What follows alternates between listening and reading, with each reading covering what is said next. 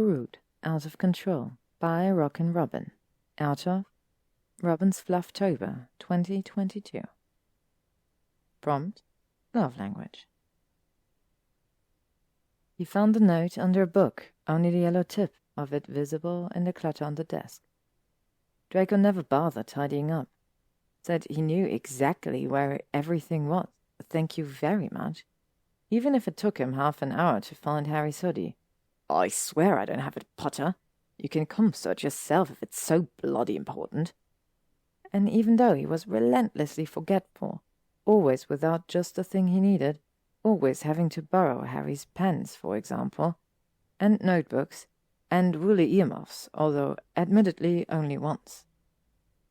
He quite liked seeing Draco in those, and Harry's scarf too, just because it complemented the look.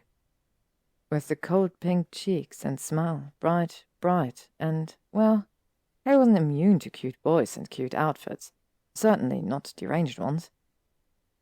He wasn't looking for a note. Draco said he had eyeglass lens spray somewhere in here. Typical. He didn't have any plasters in the whole flat.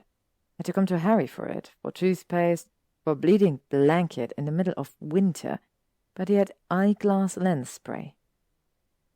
He didn't even wear glasses. Didn't stop him from rolling his eyes at Harry, sending him to the bedroom on a fruitless mission. It'd be a shame if you couldn't see me properly. With that smirk, that one that drove Harry mental. If only he wasn't right. In any case, he didn't mean to, but that yellow corner stuck out enough, and on the edge of Draco's slanted handwriting was like a beacon, not something he could ignore. Not even with blurry eyesight, spray nowhere to be found and also forgotten. Harry pulled the note free. It was some sort of list, most of the items crossed off. Impossible to decipher anything but the very last line. That coffee he liked from the Ponzi place downtown? He couldn't breathe after reading it, no idea why. Harry didn't even know what it meant. The he in question could be anybody.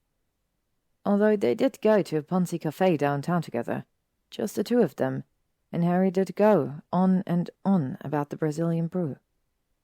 Draco wasn't even listening, stirring and stirring his tea. And it was, what, a month ago? Why would he write it down? It wasn't anything special. Draco wasn't like Harry, obsessively going over the time they spent together like a sad fucking loser. He wouldn't.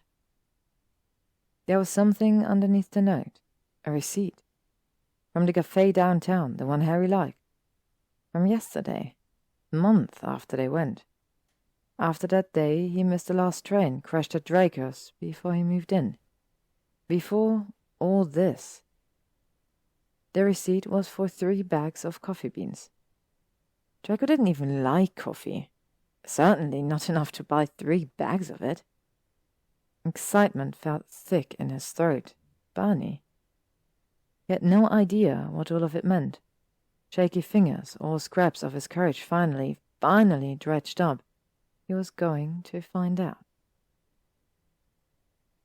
He found Draco sprawled on the sofa, socked feet, miss-fucking-matched.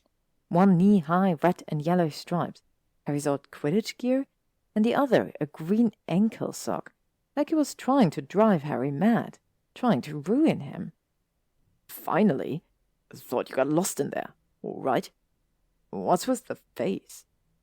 It's just my face, Harry murmured, stunned, sullen, holding the note to his chest like a child. I was born with it. Unfortunately for all of us. Draco lamented, picking up his book again. What? I can feel you growling. I'm not growling. But maybe he was. It's just the way Draco lay there, so neatly, derangedly placed. Perfect like a sculpture.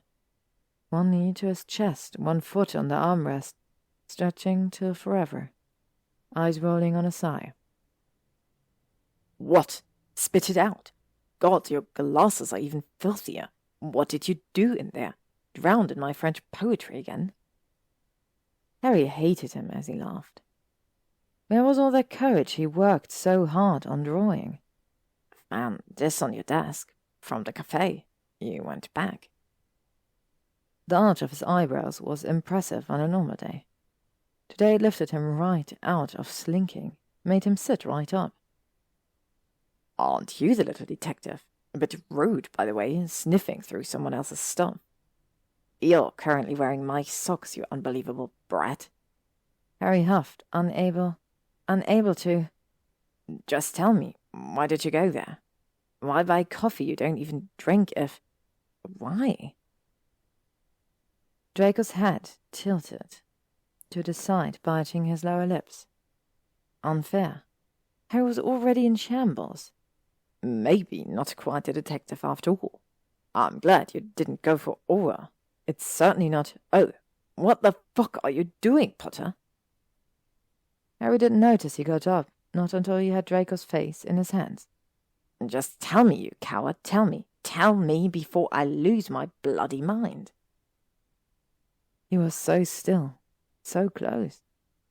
Smelling of Harry's cologne, lavender lovely. Gulping the silliest little creature to ever hold Harry's heart in such clutches.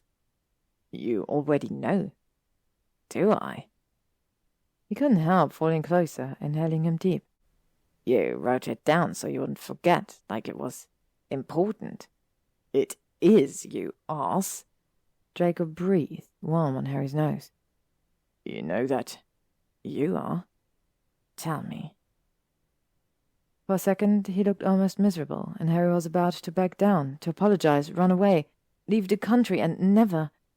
But then he shook his head, closed his eyes, whispered, I went back to that place. Of course I did. Unfortunately, I like your ugly face. Harry grunted, helpless. Draco ran a careful finger down his cheek. I want to have you. I want you to always have the things you need, and the things you want. I like you, bastard. Laughing felt preposterous. Unbelievable, like relief. Finally. So hard. You tell me. Draco huffed, pulling him in. Yeah, it was. Hard, and also so unbearably soft. The end. Thank you for listening to this wonderful story by RockingRobin. I hope you enjoyed the story. I hope you enjoy October. I hope you enjoy this month of Podfic.